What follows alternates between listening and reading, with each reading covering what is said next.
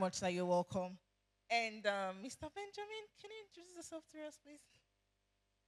Really? Hello. Benjamin Abara, senior partner at Tisu Consulting Limited and Firm Development Academy Director. Thank you. Oh, that's our director there. You are welcome. Okay, so this session is not just for us only. You are involved in every sense. Our online guests, you're involved too. So whatever questions you have, we're going to be taking your questions. If you have anything bothering you, maybe business related, just keep it coming. So our first question goes to Mr. Carroll. Having been in business for a while, would you rather lose money to protect a relationship, or will you break relationship if you will bring more money or profit right now, and why? Hmm. I I think, can I give personal examples? Why not? Okay. That's what we're here. So I think basically it all boils down to how you see relationship. For me, relationship is currency. So I've always seen relationship as a currency that's higher than money. So several times I found myself in circumstances where uh, relationship will be altered. And the funny part about um, these kinds of conversation is that some of those situations are situations where the person that is even involved may not even know that if you are taking the money, you would have done the business. And I don't know if you know what I'm saying, Yeah. but okay. Please, some of us don't I'm understand. trying. I'm trying not to give personal examples, but I think No, you have to give I, personal. That's what I we're should. asking you, sir. Okay. So there's a business between me and someone that I call my friend. So because I have uh, I have a company and my company is popular, but I know that okay, uh, it just clicked now. So we have a training academy where we train students through Optimist. And so I'm in a meeting where I'm in a vendors meeting where conversations are happening about service to be rendered. And the name of someone who has passed through my academy is mentioned to render a particular service. I have the influence in that meeting to take that job and shut down the person. And if I want to be desperate, I can even do it cheaper or even offer the service for free so that that person will not even be mentioned. But I don't do that because I know that in doing so, this person may not even find out. In fact, he was not even going to find out. All right? All I needed to say is, you know what? That thing you want to do, I'll just give it to you as a full package. And that ends the conversation. But I don't do that because I know this person needs to grow.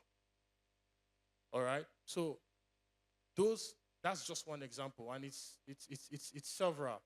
There are examples of people also who I'll call mentors. For example, I learned cinematography from Mr. Tony Idiage, ING Filmworks. And while we were learning cinematography from him, he's very big in the city.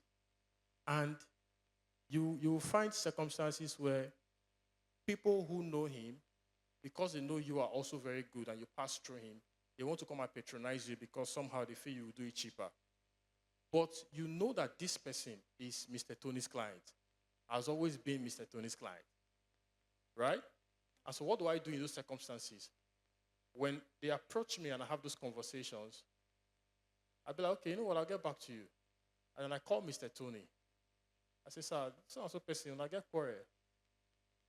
Because the person called me for X, Y, Z. And I know that this person has always been your client. So the circumstance may have been that he's looking for it cheaper. But I know that if I take this job,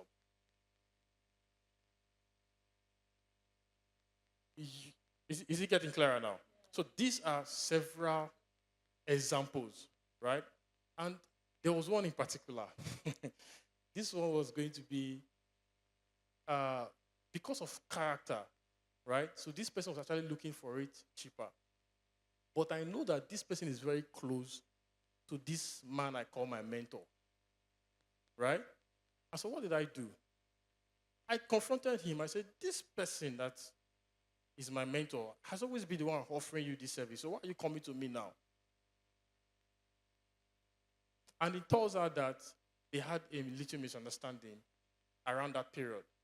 So if all I have to do is money, money, money, money, I wouldn't care, right? But you see, those relationships have opened bigger doors. So you may lose 50K today, you may lose 100K today, you may even lose 500K today. But are you in business for a marathon or for a sprint? So if you're in for, there's those who are my personal WhatsApp, you see some things I write sometimes, hungry man business. A lot of entrepreneurs are in the hungry man system right now, where is what can I eat today? What can I eat tomorrow? What can I eat next tomorrow? And this thing I'm saying is a two-way thing as well. Have I been hurt several times? Of course, I've been hurt because when I'm trying to be the bigger person in the picture, and the next tomorrow you hear a story of somebody who was not a bigger person, and you be like, sure, but eventually, at the end of the day, if there's anything I've learned, is that all the times I've made those decisions to not betray people because of money or to put the relationship forward, it has always paid off. It may not pay off now, it may not pay off next year, it may not pay off next 2 years, but somehow it has always paid off. I think that's the bottom line of the conversation. Thank you very much. Thank you. But sorry, your last example, you're talking about someone in your mentor. What if the person and your mentor actually had a misunderstanding and probably a severe tie? Is it not okay for the man to come and meet you? It's why you always get clarity. So if I call Mr. There's another incident. I always use Mr. Tony. That's always happened several times. And if they've severe ties, but the very fact that I can make that call to say, do you have an issue with so-and-so person? I think, all right, gives clarity and puts me in the good books already. Yeah. So if eventually he finds out that I went to do the business, we had that conversation. I always tell people that, look, before you hear me say something bad about you, I must have told you. We must have had that conversation. So it's ingrained, right? So, and I think that, I wouldn't call it a strategy now, but that character has helped me, yes, a lot, to be able to navigate very dicey situations. Our market is very loud. If you do something today, next tomorrow, everybody don't. Yeah. So yes. All right, thank you very much, sir. Thank you. Just a round of applause for him. If you don't clap, I'll bring another chair here. So in a nutshell, like you choose relationship over money. Yeah, okay, absolutely. money is everything. That's fine. So, Mr. Avera, in a world where people want wealth and want it quick, what can you say from your own experience about hard work as a means of lasting wealth? From my own experience. Yes, sir. Okay. Well, I think what I would spin it to the aspect of relationships too. So I believe that any business that is a quick win, you definitely hurt people. And once you hurt people, how would the people who trust you feel about it? And the only way to sustain wealth is by building a relationship of people who are going to help you sustain that wealth. Most of the creative referrals I've gotten is from relationship. Most people had not seen my work. They just refer and I have the job. So if I was to go through the part of quick, then I wouldn't. Okay, so most of these referrals came from people I probably did free services to based on relationship. So you just do it and you move on. If I were to have charged them, their perception, maybe or maybe not, would have changed about me. And To them, probably they were looking at how best can we do something for you, having done this for us. So sometimes that comes into play. And over time, I've experienced that just those little acts here and there had a long way into playing long term my consulting in graphics. There was this NGO that I started doing design for some time. I was just doing their free designs every year and all that. My first international consulting came from a referral of the person.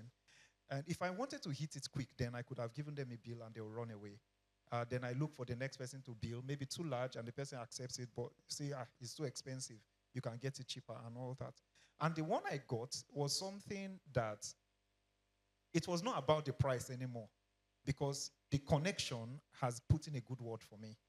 So building lasting wealth takes time, because I have realized that lasting wealth builds character. Something that comes in quick is like hit and run. So it just happens. There is no character to sustain it. There's no character to maintain it. It just blows away. But over time, like I tell people, going to school is not just about the degree. It's not about the learning, really. Even the learning too, it's not about the certificate, but it's about building character. And my boss in the office will say, why is it that organizations go for first class? They don't go for first class because they have the best brains. They don't go for first class because they are more excellent than every other person, but they go for first class because they have shown discipline. So lasting businesses are built on discipline. And having those kind of discipline definitely solidifies your relationship with people. It has a very strong role to play. As in the long term, they'll be the ones to keep singing and promoting your business. Thank you, sir. Sorry, I will add to that. I will ask another question. First class people, they have discipline. Like, really? I don't know. No, wait. There's some people that are very quick to grasp things. I know people in school, like I had friends in school that they might not read all through a semester. A day to exam, they'll read and they'll still have A's. Like, then you play with them and you'd fail. Those ones now, I don't know if there's character, but they have good grades because I think it's a gift. Anyway, that's that side. It's not that one I want to ask you. That's not the question, Sham. My question now is, are you now saying there's some quick money that are legitimately gotten? There's something that they say, opportunities, preparation meets opportunity. What if I have prepared all the while? I have built capacity, character, all those things all the while. And here comes an opportunity, wow, that would enable me to blow. Are you now saying I will crash when I've already built sustainability? I'm just asking. Okay, so I'll ask you a question. How long did it Don't take ask for me you? questions. It's me that is asking you. Okay, so how long did it take for the person to build character? Long time ago. How long did it take the person to become as productive as they are? Okay. How long did it take the person to be prepared for that particular opportunity? It takes a lot of patience. Okay. And it's building yourself to finally handle so that. all that too is they're all encapsulated in the whole. Exactly. It's just a process. But quick wealth is not all quick ones that are good, that are bad. Oh. Have you posted inheritance? For those days, this will give inheritance. You just don't wait. But those days, I don't know, maybe it's home video that this is just thing. So you will just call you that your grandfather left something before you know, bram. I've seen people that are just overnight, just made, and they sustained it. Okay. So, yes, it can happen like that. So, quick inheritance and all that. But we are talking about wealth. It's not just about the money. Or are we talking about money here? I'll not build on it and I'll build. Okay. So, if it's about wealth, it has something to do with the mind. Some people have a lot of money, but they have a very impoverished mindset. So, the way they think, the way they behave, you just know that this person is. So, funny thing, I have a friend that said he will never vote anybody from a poor background into any public office. So I was wondering why, so I had to ask him.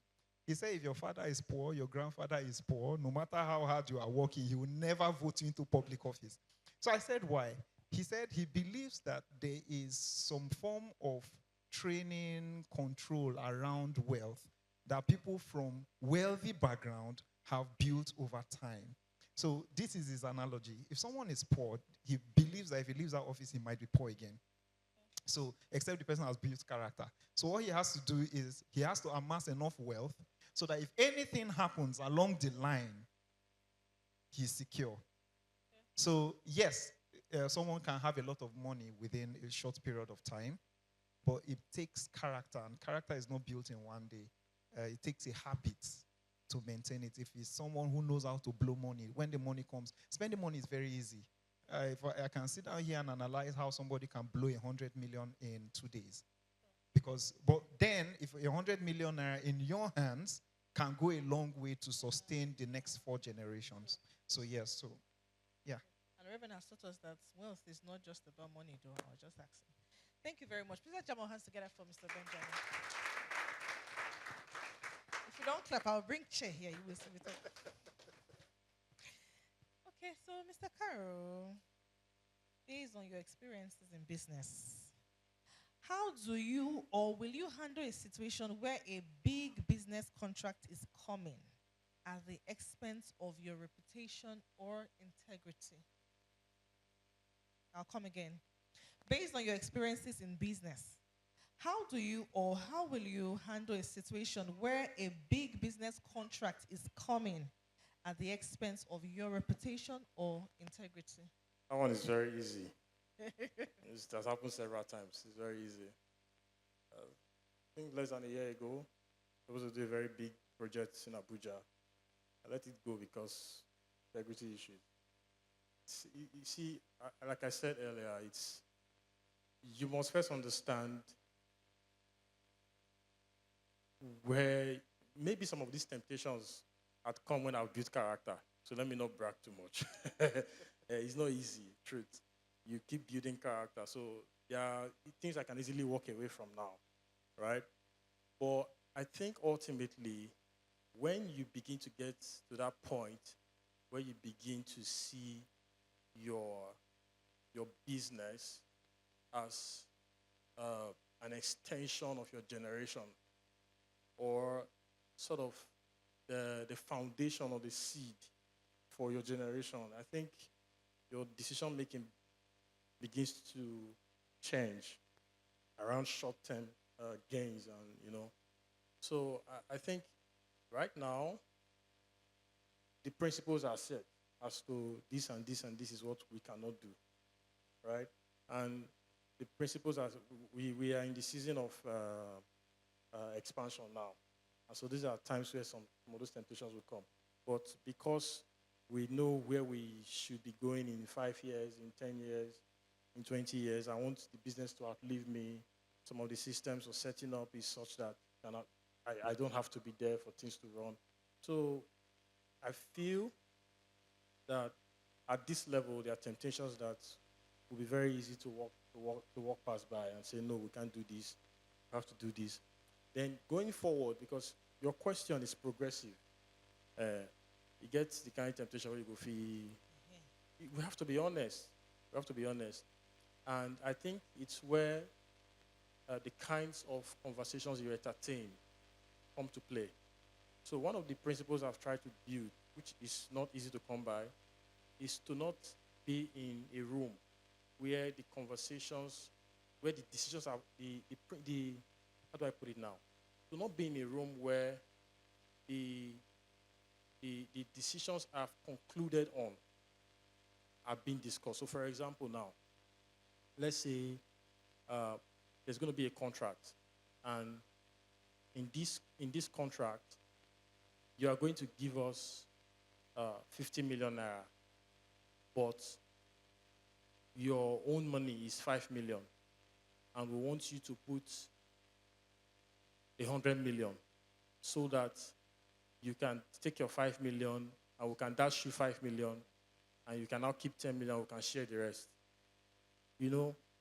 I've already decided on those kinds of conversations. So if I know that we are going to be having that kind of conversation in that meeting, I will not go, because my presence there, the atmosphere can begin to make me feel like, we'll just do it now. It doesn't really matter. We'll go find out. So I think that sometimes why business persons find themselves in those circumstances may not necessarily be because they did not have the principles or have not already set the foundation for not doing those things. But because they found themselves in those kinds of environment, you know, there's a somewhat kind of, okay, Mama just used the word, pressure, influence. Sometimes you are afraid to say no because of the people involved, so it's always just better to not be in that room. So that's something I learned recently anyway. It's not what I'm saying. It's not like I've always known it. No, it's something I had to learn recently from having conversations with mentors, with those who have gone ahead, in the business and in the industry. And like I said, it's progressive. So at every level, you must always test your own spirit. The one who walked away from last year in Abuja, funny, although I was already making progress into it. Until I had to hit my head. I said, oh, boy, come on, this is the way they do so. I remember my papa saying something one day that they will use your business name to do the thing. The government would have gone out of power. And then they will now call you 5 years later in a panel of inquiry to come and defend something that you have even forgotten about. You have forgotten how they told you to add 2 zeros to the thing. And you were not the one that ate the 80%. So, Papa, thank you for those teachings. It's not for applause for Papa. We celebrate our Papa. Thank you for those teachings. Thank you for those teachings. It helps a lot, because in those moments, that tiny voice will speak to you. And it's my prayer always that our hearts will always be open to listen. Please let's jam our hands together for Mr. Carroll. Okay, so it took you a while to maybe get to this level, right? Not everybody here, or not everybody watching or listening to you might have gotten to your level. And you know how the country is right now. So imagine when probably you know how business is. Today, especially for those that are contractors, it can be rosy January, February. There can be a drought for like another 4 months. It just comes. So what if probably after like a drought season, you get something really huge, and you're not in the conversation, you're not in the discussion, you're not there, but there is a big markup. Like is it wrong? The job is for maybe 20 million, and they're making it 40. You need the money. It almost seems like this can be an answered prayers because you are just coming from like a drought season. But is it really, really wrong? Because you will do the job eventually to say, okay, well, let me put your own and I will. How do you like really just walk away? You're sounding like it's really, really easy, but Okay, so I think there's a follow-up to the previous question. Just to add to what I was saying earlier. So there's something I've learned to do with customers. Because these conversations, she's saying 20 million now, it may come in 200K markup. It may come in 20K markup. And there's something I've always tried to do. I have let me not say hi now, optimist.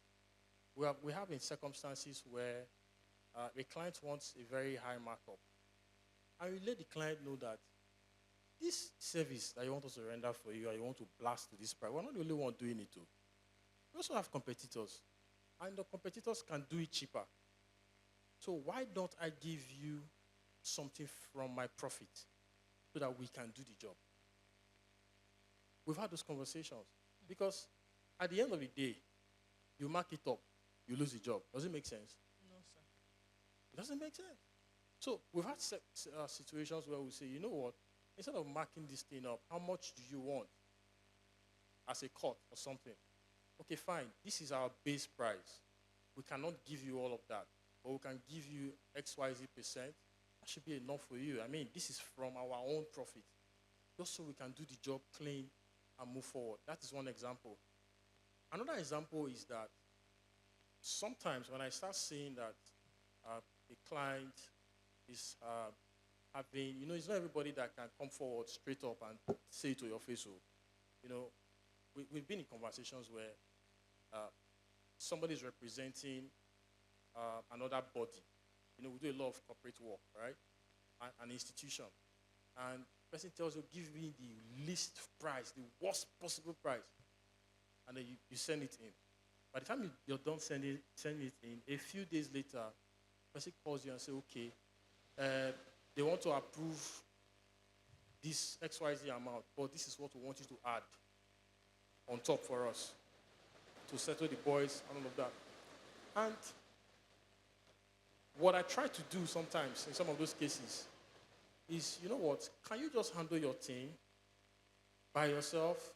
Whatever you want to do with the pricing and all of that, just do that. We don't need to get involved. At the end of the day, this is what you should pay us for our service. It's always better that way because there will be seconds, there will be times where that person that is having that conversation with you may no longer be in office. And their institution will still want to patronize you. And this person that did this thing 2 years ago, 3 years ago, is no longer in office. It has happened. He's no longer in office. And so you are now dealing with fresh, new people, maybe new board members or new committee members, right? And then they tell you, submit your quote. And you have forgotten that 2 years ago, you raised your price by 50%. Now you are not submitting a neutral bid for the same project. By just submitting that neutral bid now, commonsensically, there's supposed to be inflation, right? Yeah. So your price is supposed to be high. But because you blew it up 50% 2 years ago, now you have forgotten. You have sent a normal price that is now 20% lower than 2 years ago. Do you think you'll get a job? So what we try to do sometimes is, look, whatever you want to do with the pricing, let it not consign us. But at the end of the day, this is our rate, all right? And then you pay that to us, we are fine. But in some cases, we say, okay, you know what? Instead of doing this, let us give you from our own profit. So that two things, because I've come to understand how institutions work. And I know that this person is a committee member. Chances are it will not be there 2 years from now. But I still want to do business with this institution. I want to keep them on retainership for the next 10 years, right? So why don't I give you something from my profit? You relax. You don't need to do all this. I don't mind losing 50% this year. But I know that next year, if I do it right, you may not be there, but your institution will still patronize me. And these have come from experiences from losing previous customers because of circumstances like this. Okay. Let's celebrate Mr. Carroll. But please, that was one last thing. I just need clarity on something. I'm saying markup because it's almost what we face every day. I think when I was much younger, don't judge me, much younger, someone I knew came from US and brought a lot of shirts for sale. And me, I think I was a good marketer. So I took a lot, she said I should please help her sell. I can't remember how much, but she told me how much the shirts were. That I should please give my friends, I should help her sell, which I did. And I took it to my mom's office, took it everywhere, and I added my own money. I can't remember how much. But for example, if the shirt was 3,000, and I started selling for 4,000, so I sold, and she was very happy. I gave her her money. Eventually, I think she met with one of my, maybe mom's colleague, I don't know, someone that probably bought the shirt from her. I was like, she brought that shirt. Lady now said, yes, so I bought it from one young lady. She told her the price. And the woman was very angry, no, now, that's not the price. So the woman was, in fact, the person that bought from me called to say, I thought you were a good girl. I thought you were different. In my head, what did I do? Man must survive. So I don't, was it wrong to add my own money? No, so. Sorry, because from the two ends now, I felt one said I ripped her off. I was inflating the price. The other one said, I'm not being sincere. They gave me something to sell this amount, and I did, Yes. An agreement, yeah. No, just help. Actually, help her. Did she tell you how much to sell at?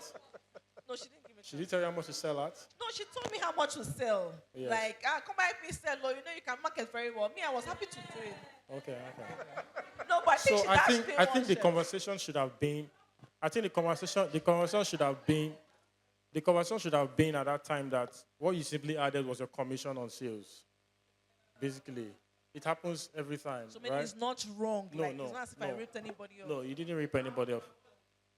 Sir? Okay, how many percent is the difference? No, small. Maybe if it's 3,000, maybe it's 4,000 I sold it. But it's small, but 1,000 naira. I really felt very bad. I felt that I had lost intent. You know when you feel very guilty. I actually felt guilty, you know, Papa, because Papa wants to answer this. so many is not wrong. Papa wants to respond.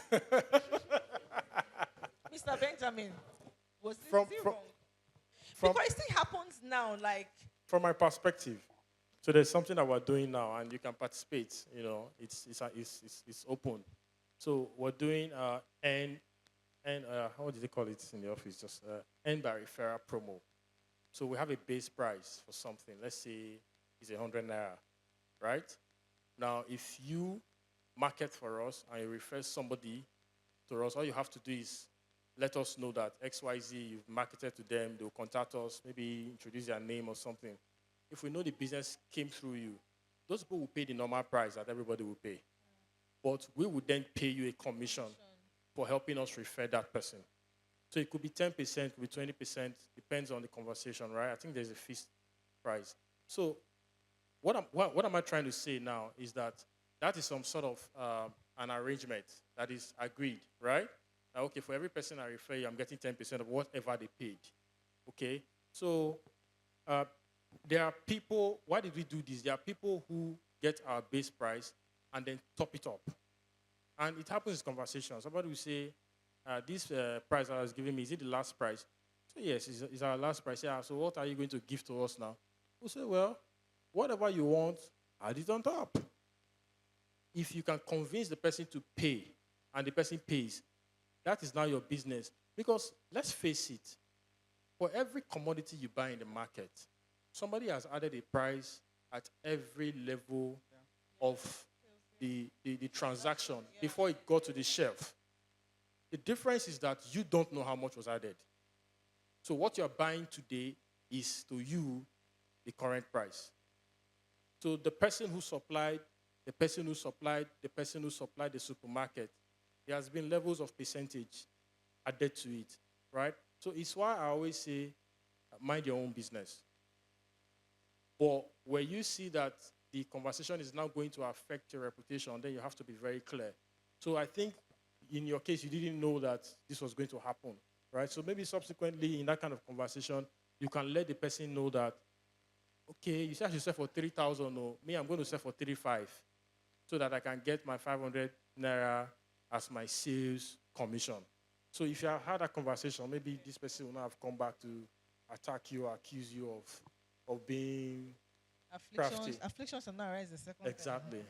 Thank you very much. Thank you very much, sir. Please jam your hands together for him.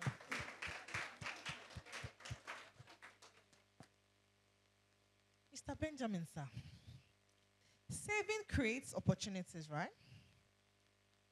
But how do you become consistent at it despite the everyday ups and downs when what you have is not even enough? How much more save? Should I come again? No. Okay. Very loud. So I'm even personally, I'm still building my saving culture. So it's not easy. That is where discipline comes in. So you have to be disciplined with the process and say, no matter what, this is what I'm going to do. And yes, it's sad when you see something that you could have easily afforded if you were disciplined, and when it's coming to a particular point and an opportunity comes, you can't grab it because you don't have the liquid resources to get it. And so that is very evident. So yes, saving and building that culture of discipline can, in a long term, open doors of opportunities.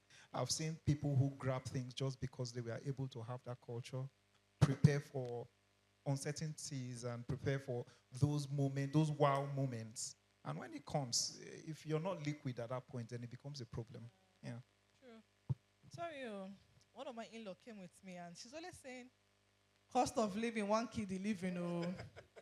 In this our world, the cost of living, one. Okay, I won't say that here. But if you can barely come by, what you have is barely enough. How are you telling me to save? Okay, why are we saving for the raining day? And rain is falling every day. How, Augusta, how? It's not enough. You say I should be consistent in. Yes. So the way I'll answer this is, it's never enough. So removing that little may not change much. The question is, sometimes when we think about saving, it's usually the large sum. Your salary is 100K. You be like, hey, this month I'll just be saving 30K all through. So I was discussing with someone a while ago, and he mentioned that he had a target to save about 1 million for 1 year during service. And yes, it was 1 million or 500K in between. So he said that when he started the process, he went into it and got to find out that this money is not reaching anything. He said when he finished service, he finished with just his transport. So most of the times, what we consider saving can be very high. But yes, you can be earning 100K and you decide that every month I'll be saving 1K. Start from there first. Then you survive on the rest, and then you increase it again until when you're able to meet Reverend Ben's minimum standard. Then you now position and start from there again. So sometimes we try to hit it big, and it's difficult, I will not lie. Like you said, rain is falling every day, right? So you realize that there's this 5K that you have somewhere that you said you will not touch. You will not touch it because the rain want to kill you. Because what's now the essence of saving? So wait, so even if I'm saving for 5K every month, and halfway through I'm already stranded, I will not go back and carry my savings. So at the end of the day, okay, what's the essence? What I've learned about saving is just discipline. It just builds discipline, basically. Just say, till December, I'm not going to touch this money. That is already discipline. And then you get to December, there's this sense of fulfillment. My wife will say there's this sense of fulfillment you get when you break your colo. So at the end of the year, when you smash it on the floor, you'll be like, so this is what I could have. It's not even about the money inside. It's the discipline. True. Yes, and it just spirals into every area of our lives once you're able to get that one right. Thank you very much. From my experience, I think that savings is difficult when you're saving just to be liquid. From personal experience, each time I try to save so that I can just have savings, at least I have cash somewhere, it's always difficult. But when I'm saving towards a project or towards a course, it becomes easier because now there's a target. Now I know that if I achieve this thing, it's going to cost X, Y, Z in my business or in my personal life or in my system. So everything just aligns towards that goal. So I think that when we're dealing with savings, it works for me, so that's why I'm sharing it. We should maybe focus on creating projects or goals. It's not enough to say I want to save 1 million. What are you going to do with the 1 million when you eventually save it? Right? So I think that's the way it works for me. If I say I want to save to buy XYZ vehicle for logistics, it makes it easy because I know the transformation that's going to happen if I achieve that. Rather than if I want to save 2 million to just have 2 million in my account. So I think that's my own personal perspective. Are you not saving for your children's future? For my children's future? Yeah. I will not just be saving for their future. I will have to attach a project to that future. What am I saving towards in their future? Am I saving so that they will school abroad? How much is that target? I don't know how to explain if you're getting it. Yeah, some people save just to have money. They just want to save to have 2 million at the end of the year. What to do with that 2 million? They don't know yet. So for me, I used to save like that, and it never worked. Until I started saving towards a goal. for that money. So this time around, it's not just the liquid, Yeah. but achieving that goal Okay. that are set aside for that savings. So regardless of whatever that rise, because you have attacked. Regardless, Okay. So everything else becomes is the secondary discipline until that behind thing. the saving eventually. Yes. Okay, that's fine. God will help us. Does anyone have any question for our panelists? Okay, I'll take your question, please. Just give me a minute. Mr. Carosa, have you ever had to invest in people, maybe your staff or apprentice? What was your experience and how did it impact you and your business on the long run? Because Reverend taught us on Sunday about investing in people. So have you ever had to, invest in any of your workers? Of course, a lot.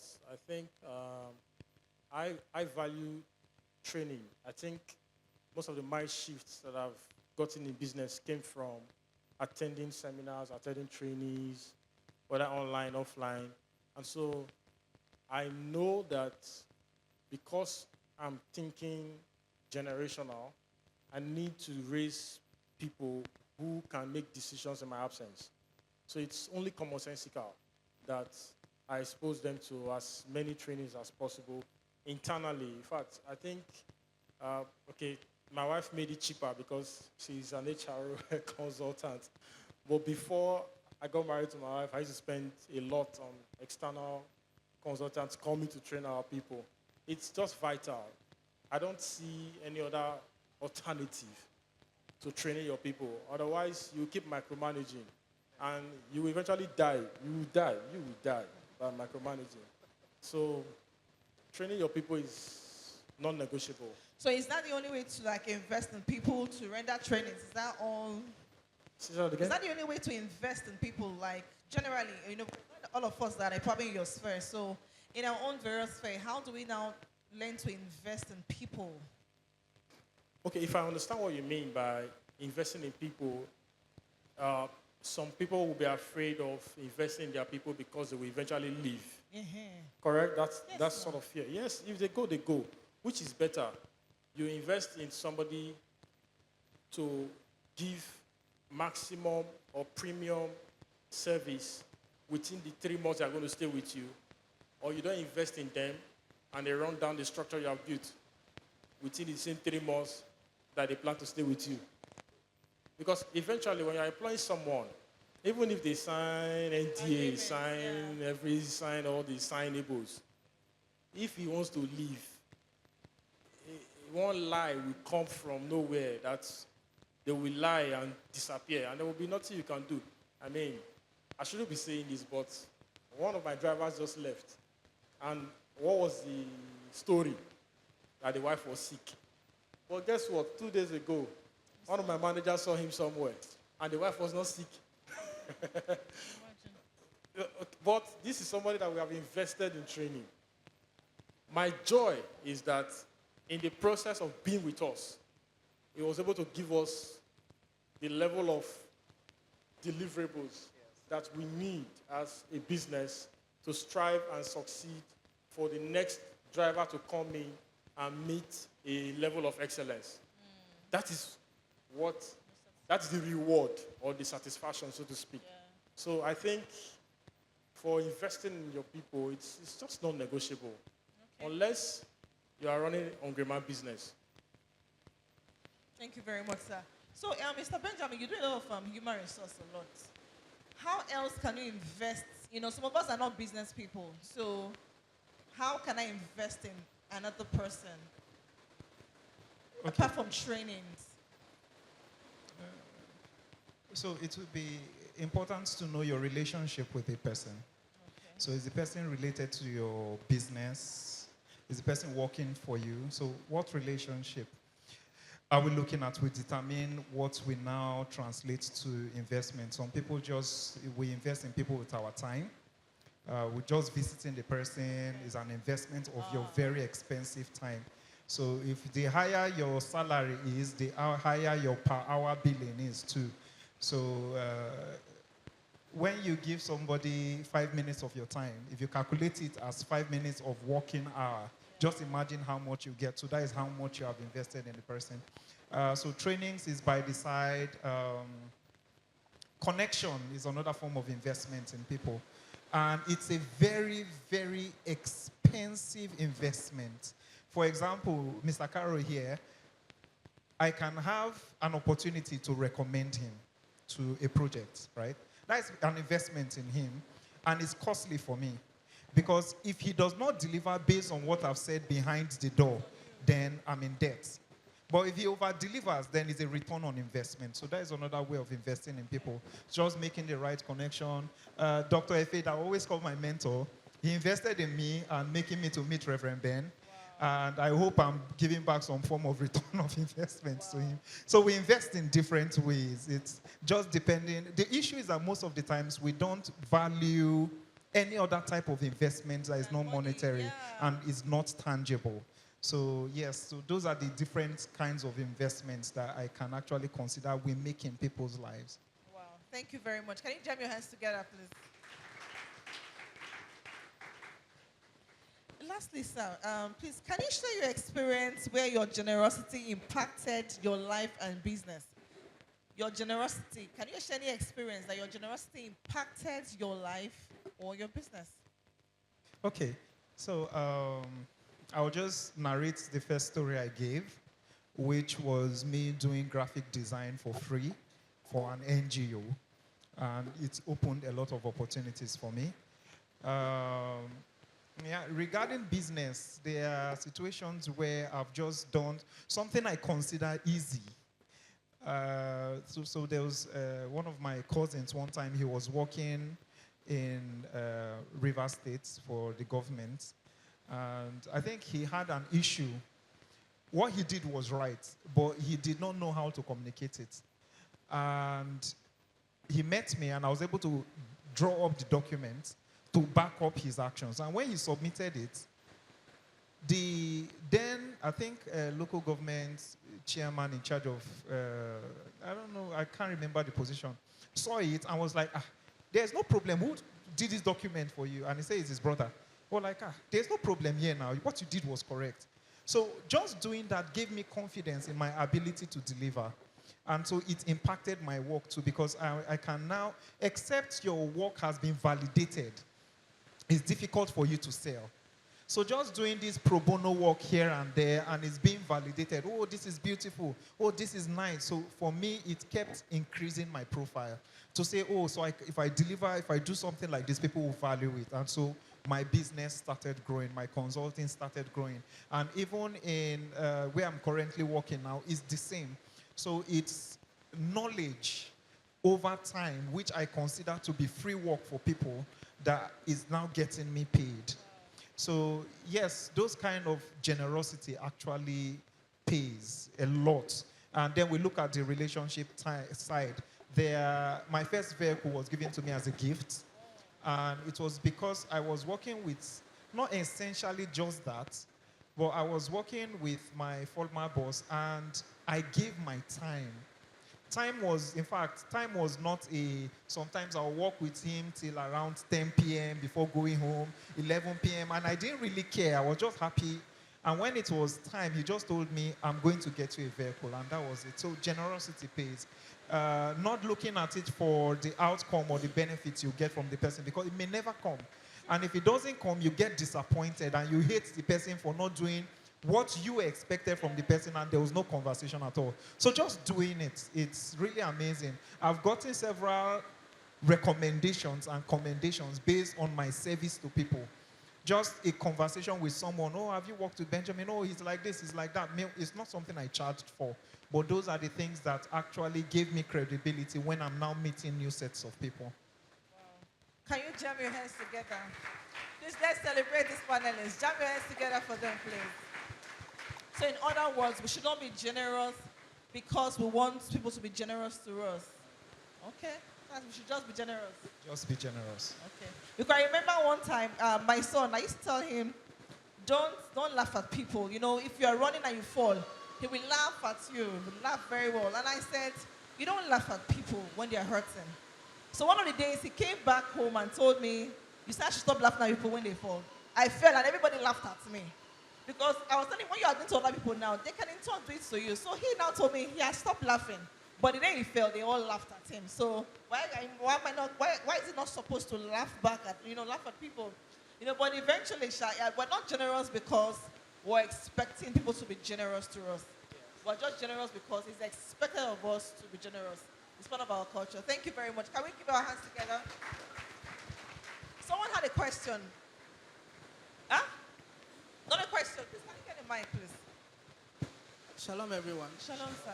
Okay, so I have 3 key points I want to add. First off, I think we confuse emergency funds for savings. So emergency funds are savings. Some of the things we call savings are just money we kept aside so that in case there is rainy days, that's not savings. That's emergency. So like the speaker said, he talked about having a purpose for saving, right? So savings are instruments for investment, and investments are what drive wealth, okay? So if you save your money, how are you going to replicate that money into wealth? Because saving your money the value of your money can be eroded away if there is inflation, right? So you need to think and hedge against such occurrences, all right? So there are instruments you can use for saving. For example, use hubs like piggy vest, ladder, rice vest. So when you go on those places, you can buy treasury bills. So as you save your money, there are interest on top. So that when you remove your money eventually, you are wealthier, right? So that is different from emergency funds, like rainy days. For us to save for emergency, like. No, I'm not saying it's wrong to save for emergency. So we should always tie needs to saving. So this is how you should save. You save for emergencies and you save for investments, right? So now this leads to the second thing I want to say, which is you don't save if you don't have cash flow, okay? So you mentioned something about a contractor who says for 4 months there is drought. So it means he's going to eat his savings, right? So there's this thing that says cash flow is the blood of a business. So if there's no cash flow, your business is going to die. Do you understand? Same as you are living, if you don't eat, you will die over time, right? So your business has to have your current income, right? So from that income, you put aside some, and then you save from those, right? And then secondly, I want to talk about something that Papa said about your business needs to have a vision or a reason why. So in business time, it's called exit, right? So talking about what he said earlier, it is your business exit that gives the culture for your business. So it is your business exit that gives the culture for your business. So let me give an example. If I'm building a business to have a legacy, just like something that Dangote has, a publicly traded company, right? So it means I'll be a lot more future thinking. But if I'm thinking for something to eat tomorrow, I won't care whether that 20 million naira is legal or not legal. Do you understand? So that affects how you deal with your business. So if you are saving for your family, like legacy businesses, right, it means you need to protect your business name, right? So I just wanted to add that. And I can recommend a book, Good to Great by Jim Collins. It teaches you why some businesses are 100 years old and some businesses didn't get to 100 years old. Thank you very much. Sorry. Okay. Lastly, we need to learn the art of negotiation because relationships really are negotiations, right? So it's not just about the other person, it's also about you, right? So if you're in a relationship where you're not getting value, how do I get value? So you need to negotiate because business is about deal making, right? So the difference between where you are now and where you should be is just how often do you give and take? How often do you do win-win? Because if you don't do those negotiations, you may always end up losing. Thank you. Thank you very much. Thank you, sir. Thank you. Does anyone have a question for us? Does anyone have a question? Online, on-site. Question? Okay. Praise the Lord. Hallelujah. It's really not a question. It's concerning what you said about marketing. Okay. It's concerning what you said about marketing. Okay. feeling bad that you added some percentage. Not everybody has a gift to market. So for me, it comes naturally for me to market anything. And I've had favor when I want to market something. When you don't want to buy, you buy it.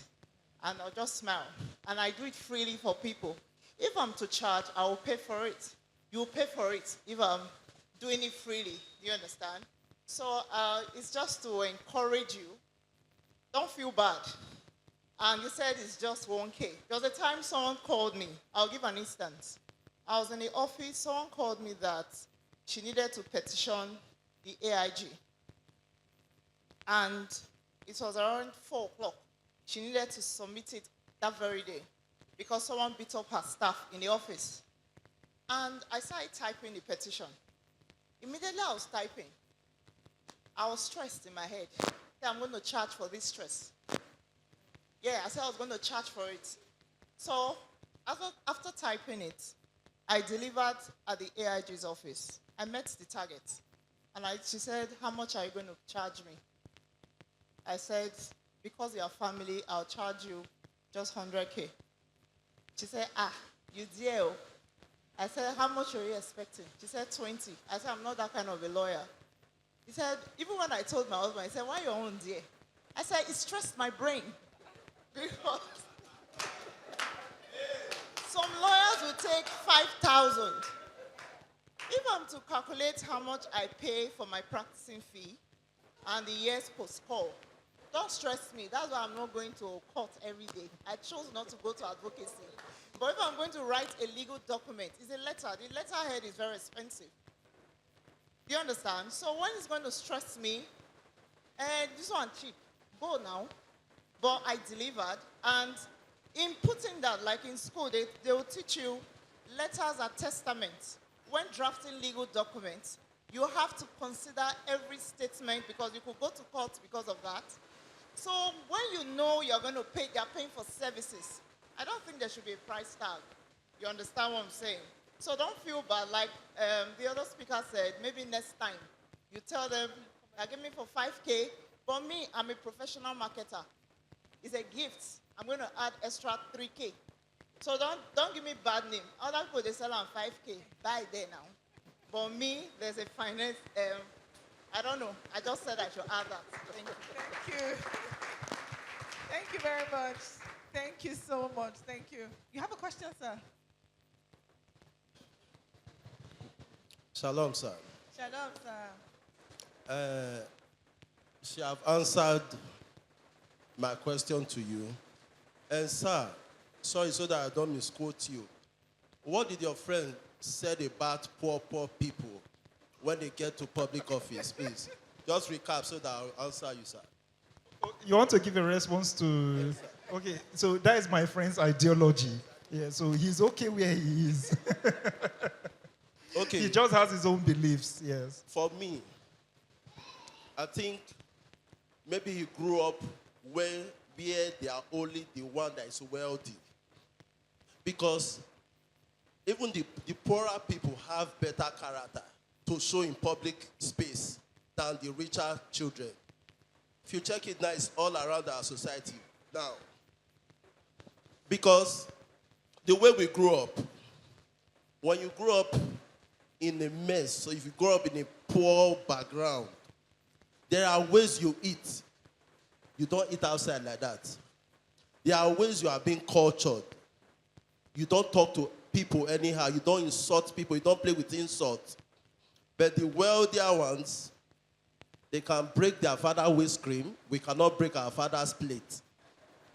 They can shout at their parents. We can't do that. They can wear mini skirts while playing at home. You don't try it.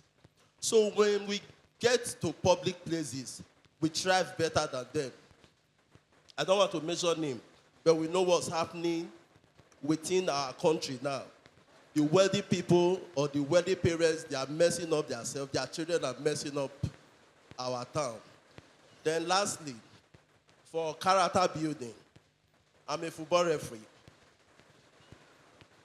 There was a saying to us that when we were training, that if you want to be a good referee, on the field of play and to also have your character intact. If you go to Enyimba's home, Enyimba gave you an envelope, maybe 1 million, for a match that we need win for this match. You tell whomever gave you the money, okay? After the match, if you want to give me something, give me something. But for now, I can't take anything from you. FA will pay for your hotel. Your hotel might be 7,000. The home team will want to take you to a 5-star hotel. They will bring big meat for you. They will bring things for you to cool you through the evening. But stay in your 7,000 naira room first. Then if you succeed and they lose the match, you will not see any envelope in your room. They will not come back. But if they win and you did not negotiate with them, you see them say, I take this one for transport. That is after the match.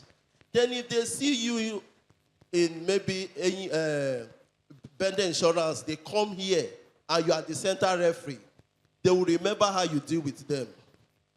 I wish you took that bribe. Once they'll just tell you, they may even call people in charge that we don't need this referee. Because you neglected whatever they asked you. Case scenario, there's a referee, I will not mention name.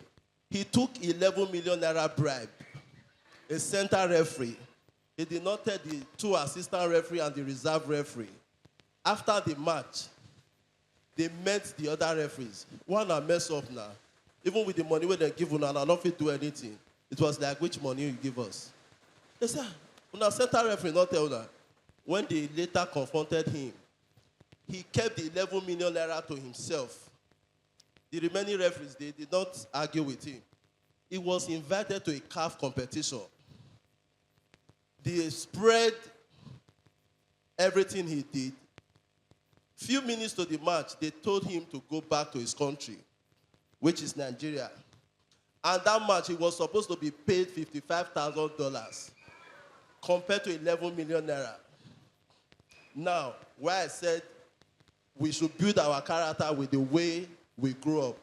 Because that which we didn't hear, they didn't tell you that they will show you this thing. Reject it. Because if they see you tomorrow, even though you didn't collect here, they will know that if they collect for our hand, if they still collect for here. But if you don't collect and you leave the match as it is, you blow it according to the laws of the game, they will let you be and you go home freely. So that's the point I will bring into character building. Most times the pauper will not run for money like that. It's the wealthy one that go for big shots. Sorry, I'm using this word. Thank you. Thank you very much, you. sir. Even Sorry. if I beg to differ. Okay, so Okay, sorry. Let me just correct the perception. We have negative on both sides, whether the rich or the poor. And I know why I'm using rich and poor. It's not wealthy. Wealthy is a different ball game. It has nothing to do with how much is in the bank account. It comes with a different mindset. So I've seen some people, I've encountered people who came from very poor background, but their upbringing filled them with so much wealth that they know that it's not what I am stealing now that matters, but what I'm able to build for my family. So being rich and being wealthy are two different things. So yes, I would just like to correct that. So we might encounter a lot of people that are rich, and so when you're rich, your money does not, if you're rich and it's through negative ways, they say they don't use negative money to train a right child. So definitely you'll see the outcome in the life of the child. So it's very two different. So it's a mindset thing, and then there's a poverty mindset. So those are two different things. Thank you very much. And also to add to what you said, please, character should not be judged by your level of finances. The fact that you don't have money or you're raised in a very poor background has nothing to do with your character. I don't know if it's a real research, but sometimes you hear that poor man, they're humble because what are you there to be? What do you have to be proud about?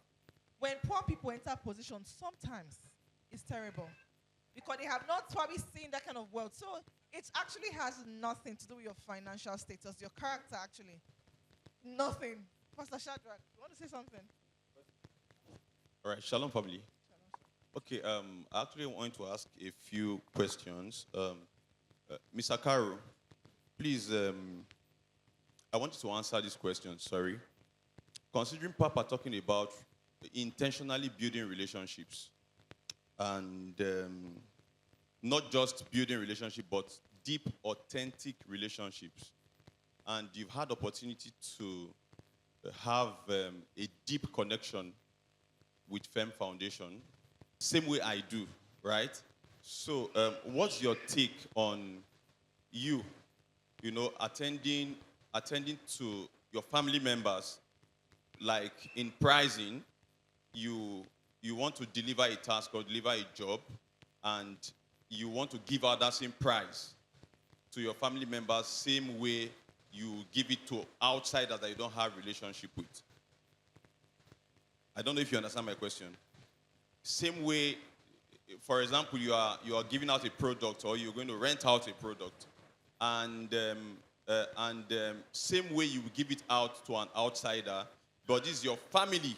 You're already into them. You have built authentic relationship with your family members. So courtesy demands, or it's expected that when we are coming to get something from you, it should be, because we have a relationship in common, there should be a bit of adjustment. Okay, let me consider you, and a bit of, dropping it down. I don't know, but I just wanted to know your take on that. If we should practice a bit of flexibility, let me use the word, a bit of flexibility in treating or attending to family members as, as supposedly treating outsiders. That is one question. The second question, I have a staff, and I discovered that all the incentives I'm supposed to give to a staff, is it trainings?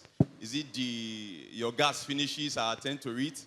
Your rent even expires, I try as much as possible to either pay the rent or add up to the rent. And at the end of the day, I discovered that year in, year out, as the year is unfolding, is that same staff that asks for increment in salary as against you, trying to increase the salary. But when you now increase that salary, the next year it does the same thing. The next year it does the same thing. I don't know, what will also be your take on that? I don't know if your staff do that to you too. That maybe after training them and giving them some other form of incentives and all of that, then they now come and they tell you, Oga, increase my salary. Oga, increase my salary. So what should be your take on that? Thank you. All right. Thank you so much for the two questions. So answering the first, I think it's not balanced. The question is not balanced because you may not know that there are also other services. I'm not supposed to say this, but because you have asked and I'm responding. So you may not know that there are situations or events where without even my person as Carol, this same business has offered services at zero cost. Hello? Like I said, that's why I said your question, it may be coming from your own personal experience and you may not have the other information. All right? So maybe if you ask, that will help you create a balance and you can understand that there are events and other activities where the conversation doesn't even need to happen. Or even if it happens, it's not on the basis of how much you do for outsider or how much you do for us as family. So I think it's important that you create that balance. All right? Sorry, I actually asked this question because it affects me too, not like the information was incomplete. No, you mentioned it as a family. Yes. Right? So, yes. So in my head, maybe I got your question wrong. In my head, when you say as a family, you're talking about the church family, correct? Exactly. So is it you personally you're talking about as an individual? Yes, or as an a church individual. Family? As an individual. As an individual. As an individual. Okay. As an individual, I don't know when you have patronized me personally, that I didn't give you No, this no, you down. don't understand him. Am He's I a getting the business question person. wrong? Okay. Sorry, I hope I'm getting, Mr. Shadrach, am I getting you right? He's a business person. Yes. And the charges he charges other people. Now, you know, you can have family members that will say, now we now. You know what relationship you have built with family members? Okay. Is there not supposed to be a little bit of incentive? You want to say something? Yeah, I wanted to add some bits of clarification. Because Please. you are dealing with the question as if maybe the scenario had happened between you and him or between you and the church. I think the question here is to all of us business people. Okay. As a business person, you have your pricing model, but now the person in question is a fellow church member, is a family member. Yes. Do you price the same person, the same rate you would price an outsider, or you want to have some level of adjustment? Oh, as a firm builder, this thing is supposed to be 100,000. I can do for you for 80. Okay, I think. What do you see? What do you take? How do you see that level of engagement? Of course. I don't. Anytime I've ever had to know that someone from the family is wanting to do business with us, and the person requires any form of rebate or discount or something, I will always be open to that. Absolutely. I think it's a common sense thing for the fact that we are from the same family. So I've always done that, and I will always do that. Does that answer the question? So maybe I got the context wrong initially. All right, thank you for the clarification. Then for the second one, I think it's important first and foremost to understand your intent for training. Your intent for training your employee or your worker is actually to bring them up to par, to be able to respond to the deliverables of their job at the level of excellence that you desire. And so, in as much as you invest in training them for that goal is actually for the ultimate benefit of your company, of your business. And so regardless of that, they have the right to request for increase at any point in time. Yes, they do. And this is what brings us to systems and structures. So you need to focus on designing, if you don't have one, or sticking to, if you already have one, the systems that run your business as it relates to salary increase. There are people in the organization that your system will permit to have an increase in salary every 6 months, or every 2 years, or every 1 year. It happens in every organization. It's what they call salary structure, right? So I think that is what you may need to now focus on designing. And in doing so, every member of your organization must understand that irrespective of your investment in their training does not negate their ability to rise on the rank. Because if you are investing on them so that they can work for you without asking for increase, then it's a selfish investment. But you are investing in them so that the level of excellence of your vision the vision that you have for your company, the level of excellence that you want them to deliver for that vision to happen is the reason you are investing in them. And so whatever they will be paid as salary is a different conversation. And that is where your system, the systems and the structures that run your HRO department will handle. So if the person is not due for salary increase in 1 year, regardless of their request, they should be made to understand why they have to wait. If there are deliverables vis-a-vis their job description or their KPIs that need to be accomplished before salary increase is discussed, they have to know. So it has to be a different conversation so that it is not emotional. I used to be that emotional person. I don't raise everybody's salary, boy, like this month end and off pay. And I have a reputation to maintain, right? And so I have to now use sentiment to pay it or find the money to pay. But when you begin to move into serious systems and structures, you will understand that it's nothing emotional. The business cannot afford it now. I'm sorry, you have to wait. And I will still invest in your training. I will still send you to that leadership school and pay the fee. But I will not necessarily increase your salary. So it's what the systems and structures will deal with that I think you need to focus on. Thank you very much. Thank you so much. Family members, I hope that you have been able to learn one or two things regarding businesses and how to steward our resources well. On this note, I would like to say a very big thank you to our panelists, Mr. Carroll and Mr. Benjamin. Can we celebrate them as they go to their seats?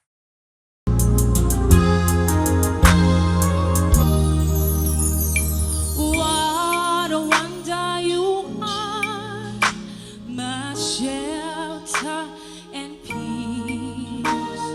You alone are my God, the one who rescues me. You could have left me to die, still you came looking for me. Yes, you found